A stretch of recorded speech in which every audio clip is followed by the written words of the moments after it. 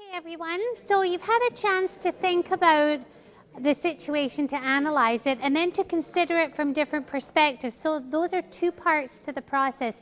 Diane's now going to talk to us a little bit about this part that I mentioned earlier that I think is so important, this whole idea of how do we establish what our boundaries are. And for some of the scenarios that we're going to deal with, this one is a kind of fairly it's difficult, but it's fairly sort of, it happens all the time. Some of the ones we're going to wrestle with after the break are kind of a little bit more contentious, where you know you've got a bottom line that you're not going to cross. So back to you, Diane. Circle of influence. Okay, what is within your control? What is beyond your control?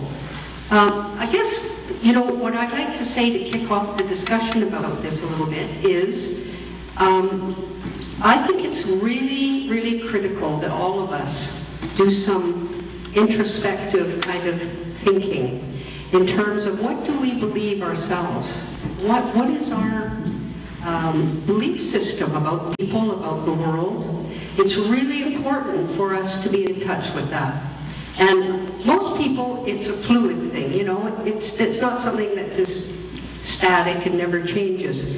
But, you know, as there are different people and different philosophies of working with people and children, it's really important to sort of get clear with yourself. Like, what, you know, do you believe that trust is really important?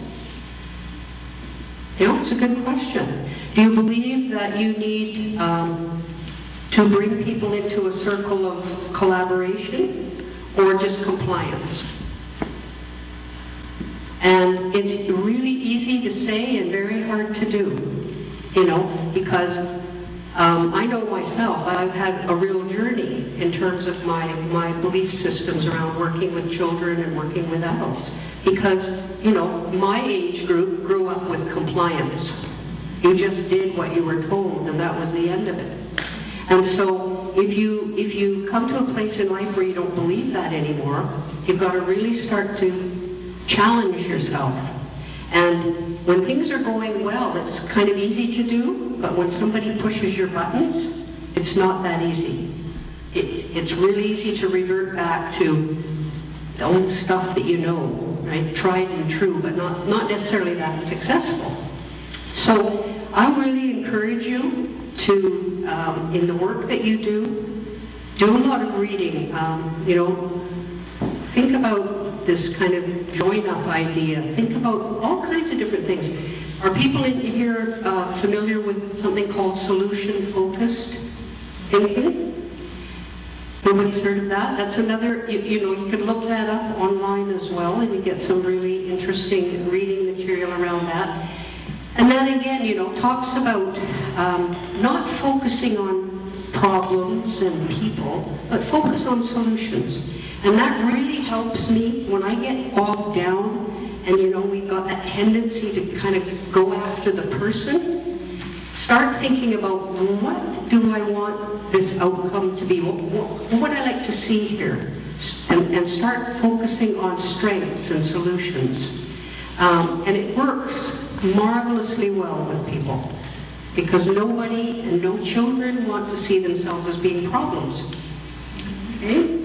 So, what's within your control? Well, let's have some feedback, but lots of ideas. What is within your control in this situation?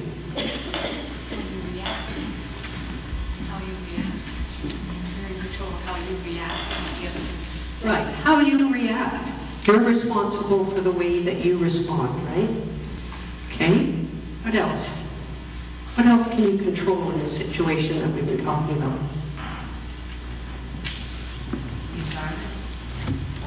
Environment, yes. And what do you mean by that? Well, where the coffee pot's sitting, the arrangement of the furniture. You hear? Okay, good. Yes, that's right, the environment. So you can set up, you know, you can, it's a bad word, manipulate, but we all do it. Okay, that's true. What else? Yes? About education, to talk about what that means when you guys are talking and being loud, or you're talking, your child is being left out, just giving them information. Okay. supplying information. And earlier somebody said modeling. So anything else that anybody wants to add? All right. What's beyond your control, besides the numbers that show up?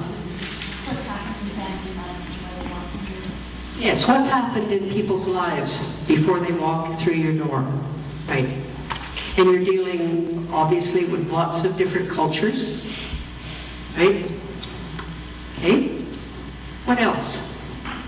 What else do you feel is beyond your control in this situation? It should be easy then. The conversation is beyond your control. You can't stop a conversation from happening between adults. You can't force that, because then you're forcing your beliefs, and those parents aren't going to come back. I find that adult conversation in the room is great as long as it's with everyone. Like I see the problem that, it's just this one group of people, but you can't control the conversation. You can't make it stop. There's nothing you can do. You have to just model and be in control of yourself. And redirect sometimes you can, right? Yeah. I think redirection.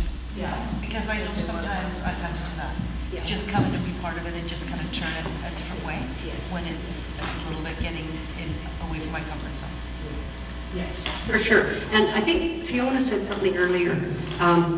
As soon as you're able to in this situation, you want to identify people that can become your helpers and your allies, right? That you can rely on, that you feel a comfort level with them. And that also provides you an opportunity when some kind of a crisis or an incident comes up, which you'll have in one of your scenarios, at least one of them, that allows you some time to deal with that. So, as soon as you've got some regular folks that come that you can sort of pull into the circle of that you feel comfortable with them, that you could leave them with a group while you dealt with something else temporarily. That's really important too, I think. Do you agree?